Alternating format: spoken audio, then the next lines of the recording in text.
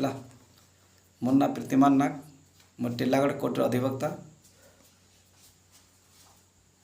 सिके railway station colony रे गोटे झील रही जार ना हूँ उबासी मान से रेलवे जॉब करुवा गोटे पिलाटी आरपीएफ रे बलांगीर रेलवे स्टेशन जॉब करसे तार ना हूँ प्रदीप दीप।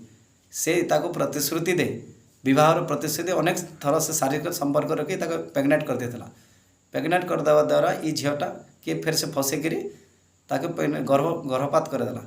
ये झील जाकि रहा कोर्ट थाना रे केस कला भी पुलिस तार कथा कहीं नहीं शुणले। कहीं नहीं शुणला ये आसिक कोर्टे कहला मुई कोर्टे गोटे केस कली 1cc केस नंबर हो 4/2023।